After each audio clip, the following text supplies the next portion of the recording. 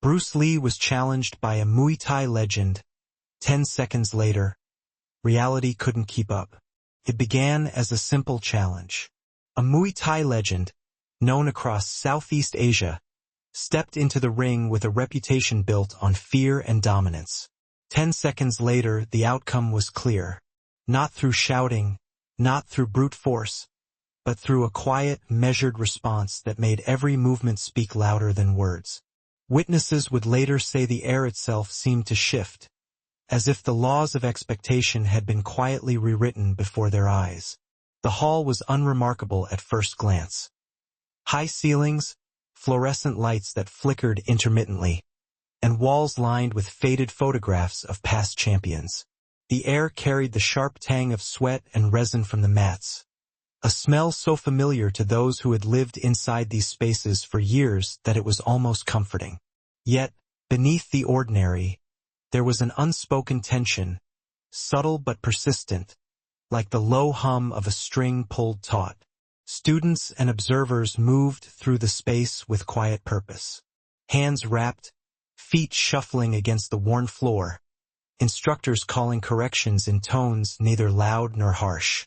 Every motion was routine, repeated thousands of times, yet each bore the weight of expectation, of tradition, of discipline, of lives spent chasing mastery in small increments. Into this environment stepped Bruce Lee. He did not enter with ceremony. There was no announcement, no gesture to draw attention. He simply appeared, his presence folding naturally into the rhythm of the room. And yet, something shifted. Heads tilted, conversations paused mid-sentence, and even the seasoned fighters sensed the change. It was not intimidation, not exactly. It was recognition. An acknowledgement that mastery does not always arrive with noise, that authority can be quiet, almost invisible, and still undeniable. The Muay Thai legend had trained here his entire life. Every corner of the room bore traces of his presence. Scuff marks on the mats, dents on the wooden posts, faded tape on the canvas bags that had absorbed decades of strikes. For him, this hall was familiar, controlled, predictable. And in that predictability, he carried the certainty of skill honed over countless hours, a certainty that had defined him for years. Bruce Lee's approach contrasted sharply with this weight of expectation. He moved lightly, almost imperceptibly, his gaze sweeping the room with the precision of someone measuring not just space, but the intentions and rhythms of those around him. Observers later recalled that his presence did not announce itself with force. It was felt in the stillness between movements, in the small adjustments of posture and balance that seemed inconsequential until they were the only thing that mattered. The arena, ordinary as it appeared, had transformed. It became a stage not for spectacle, but for quiet observation. Every footstep, every glance, carried significance. And though no one yet knew how the challenge would unfold, the air was already charged with inevitability, a sense that what was about to happen had been set into motion long before anyone crossed the threshold of the hall. Even in that first moment, the lesson was clear. Skill is not measured in noise or size or history alone. It is measured in presence, in observation, and in the still, quiet certainty that follows a life dedicated to mastery. The stage was set, the players in place, and the world within the hall seemed to pause, awaiting the first decisive motion that would make the outcome undeniable. The Muay Thai legend had become a figure whose name carried weight long before he entered any ring. Tales of his victories traveled faster than his movements ever could. National tournaments, regional circuits, matches where opponents bowed out under pressure rather than physical defeat. His reputation was built on decades of relentless training, on endurance and discipline that left no room for doubt. In that hall, every student and observer knew who he was. They watched him not just as a fighter, but as a standard, a benchmark against which skill was measured. Bruce Lee, by contrast, was less known to many of those present. His fame was contained to whispers, photographs, and fleeting accounts from those who had encountered him before. Yet, there was a difference in the kind of recognition he commanded. It was not built on titles, trophies, or accolades, but on the subtle authority that comes from mastery over one's own body and mind. He moved with intention. Even in stillness, there was a readiness that suggested complete understanding, a knowledge that extended beyond technique into perception itself. Observers could feel it. The legend's eyes, sharp and calculating, tracked Bruce Lee as one would a wild animal in the corner of a cage. But there was no reaction in the form of preemptive aggression. The room seemed to hold its breath. The two figures, one famed, one quietly authoritative, stood apart, yet the space between them became measured not in distance, but in understanding. Reputation met presence, and in that intersection, a subtle tension crystallized. Small details began to matter. The tilt of a head, the shift of a weight, the evenness of breathing. The hall's familiar sounds, strikes against pads, the shuffle of feet, faded into background noise.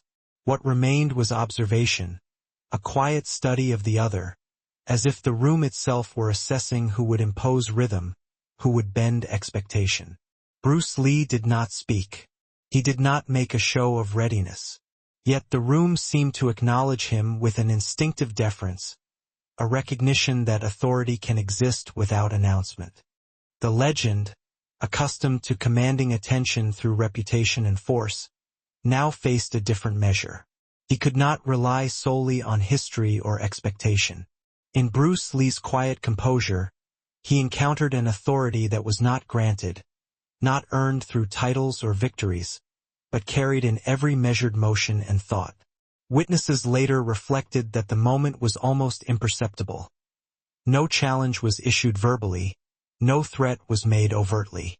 Yet, in the space between the two men, a psychological question had already been posed. It was a slow, subtle shift, but it marked the first fracture in certainty. The hall, a place built on routine, experience, and visible dominance, had begun to acknowledge that mastery need not declare itself. One figure carried the weight of a lifelong reputation. The other carried an efficiency of presence so complete that even the most seasoned could not dismiss it. By the time the spectators fully registered what was unfolding, the narrative of the encounter had already been written in small gestures. In the calm steadiness of Bruce Lee's gaze, the subtle adjustments of stance, the absence of tension where tension was expected. Authority, it seemed, could exist quietly, and in that quiet, it could already reshape expectation. The spectators felt it first as a pause. Conversations faltered mid-sentence. Laughter faded to quiet, and even the habitual shuffle of trainers and students seemed to slow. It was not a dramatic silence. It was the subtle tightening of awareness, like the moment when a room notices a sound that shouldn't exist. The air itself seemed to carry a weight that had not been there before. Observers began to notice small, almost imperceptible details. The Muay Thai legend's breathing, normally controlled and measured, had an irregular rhythm. His eyes flicked more often, scanning, recalculating. The hall, familiar and predictable to him, now felt like an arena under scrutiny. Each student, each trainer, and even those who had seen years of high-level bouts sensed the shift. Something was happening that could not be measured in speed, force, or history alone. Bruce Lee remained still, almost invisible in his movements. He did not advance, did not speak, did not display aggression. Yet every motion, every micro-adjustment in stance, carried a quiet command over the room. Witnesses later recalled that even when he merely shifted his weight from one foot to another, it seemed deliberate in a way that suggested preparation for any eventuality, and mastery of every eventuality.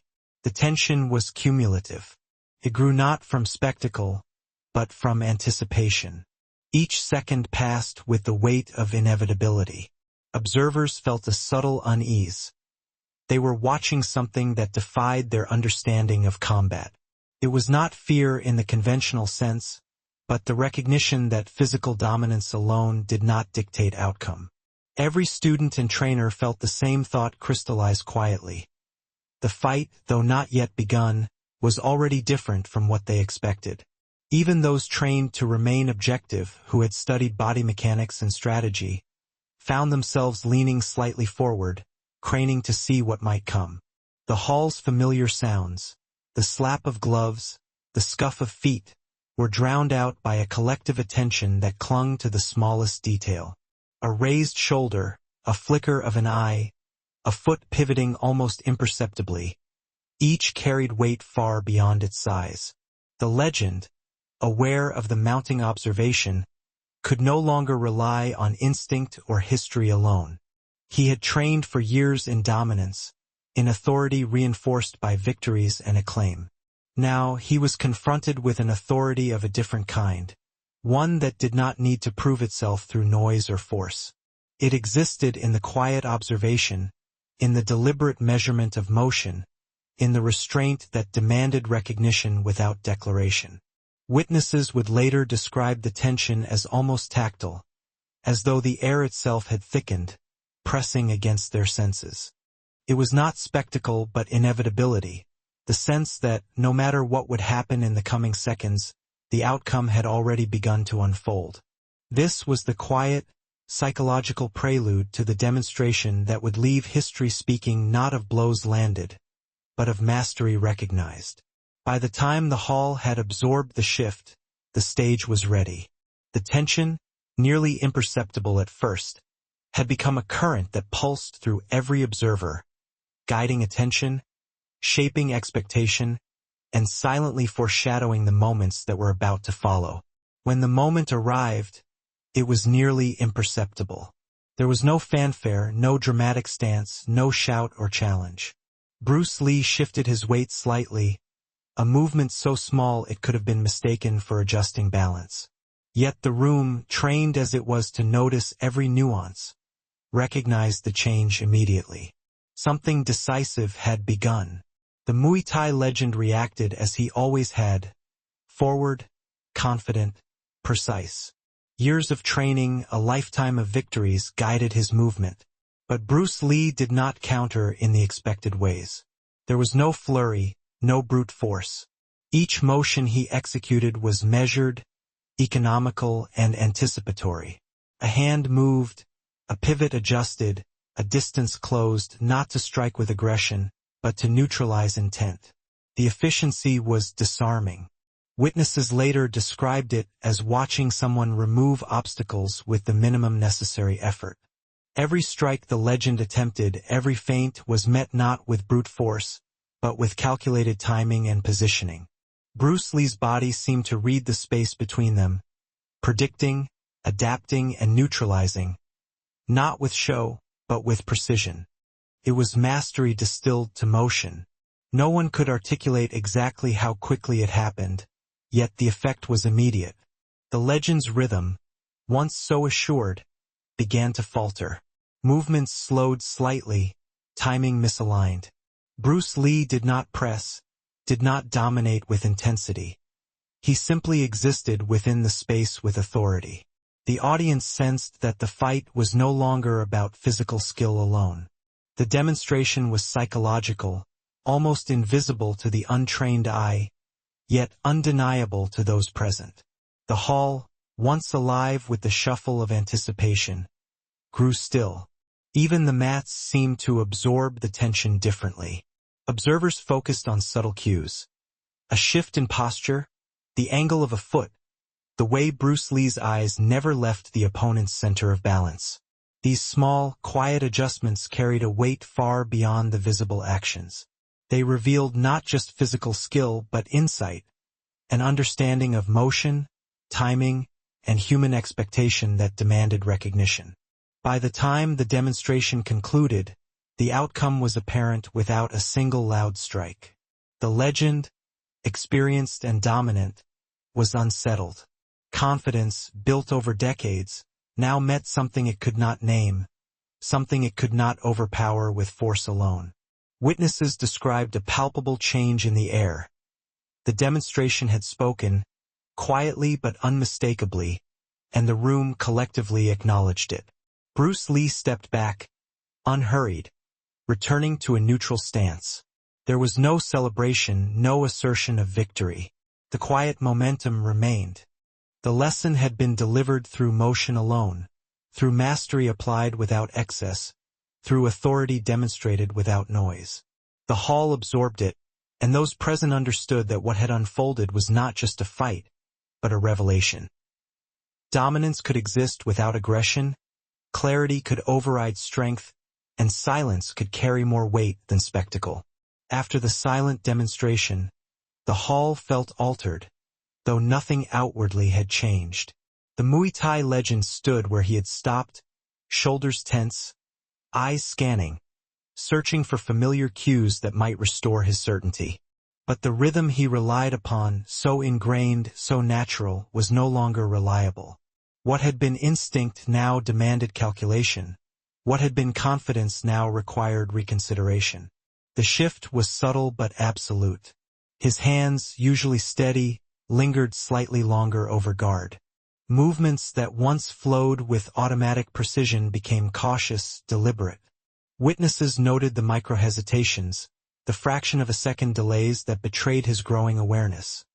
Mastery alone does not guarantee control when met with an authority unbound by convention. Bruce Lee remained composed, neutral, unhurried. He did not press the advantage, did not capitalize on the hesitation. That was never the point. Authority in this encounter was demonstrated by restraint as much as action. In the stillness between movements, the legend confronted the realization that dominance could be redefined, not taken but understood. The spectators, trained to read shifts in behavior, recognized it immediately.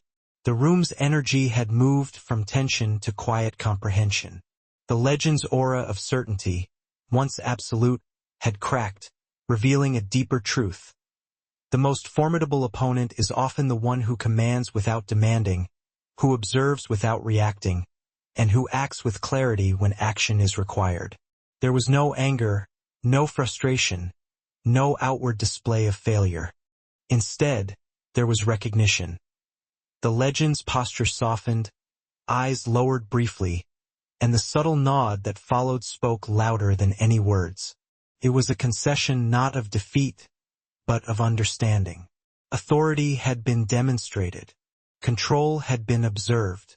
And in that recognition, the psychological shift was complete. The witnesses themselves absorbed the lesson silently. They saw not a man bested by strength, but a master illustrating a principle that transcended fighting. Even years later, they would recall the precision of the demonstration, the calmness of its execution, and the almost imperceptible moment when certainty gave way to comprehension. The hall remained quiet, but it was a quiet filled with awareness. The tension that had built gradually dissipated into reflection. The room had witnessed more than skill. It had witnessed a recalibration of expectation, a moment when presence, clarity, and restraint spoke louder than power or speed. In that silence, the narrative had shifted. The legend, the witnesses, and even the environment itself were changed, carrying the memory of authority applied with minimal motion, efficiency, and unspoken understanding. The moment would linger, unadorned and undeniable, as a quiet proof of what mastery truly meant. Years passed, yet the story of that quiet encounter endured. It was retold not as a tale of victory or defeat, but as an example of authority that required no proclamation. In training halls across continents, students would reference it with subtle reverence. Not to emulate the speed of motion, but to understand the weight of restraint, the clarity of observation, and the power inherent in efficiency. Those who had been present recalled the way Bruce Lee moved, how every shift, every micro-adjustment, carried purpose and insight. The lesson was never verbalized. It was absorbed in stillness, in the space between anticipation and action. It lingered in the memory of the Muay Thai legend as well, shaping how he approached both training and competition. Strength remained essential, but the encounter had revealed that psychological mastery and clarity of movement could redefine the boundaries of authority. In subsequent years, the story took on a quiet legend of its own. It appeared in recollections, in interviews, in whispered conversations among practitioners. They spoke of it with calm, not excitement, noting that the true lesson was not in spectacle, but in inevitability. Authority does not shout. Mastery does not insist. Clarity and restraint create momentum that endures long after the moment has passed. Observers, students, and even casual witnesses carried fragments of that day forward. Decisions, adjustments, and moments of hesitation in training were now informed by a memory of subtle dominance, of efficiency applied decisively, and of calm authority that shifted the perception of what was possible. The narrative did not grow louder with retelling. It grew deeper, more reflective, and more instructive. Even decades later, Bruce Lee's presence in that hall was remembered as something almost intangible. Not a display of force, not an exhibition of speed, but a demonstration of principles that would outlast any fight. Preparation, observation, clarity, and minimal but decisive action. The impact of that brief encounter reached far beyond the mats of that Bangkok hall, influencing generations who understood that mastery is as much psychological as physical, as much silent as visible. And in the stillness of recollection, the moment remained clear. The legend, the witnesses, and those who followed carried the quiet certainty of inevitability, the understanding that true mastery is recognized not by spectacle, but by the subtle, enduring authority of skill applied with intelligence, restraint, and presence. The story closed not with noise, not with applause, but with reflective silence. A silence heavy with understanding, and a lesson that continued to resonate long after the room had emptied.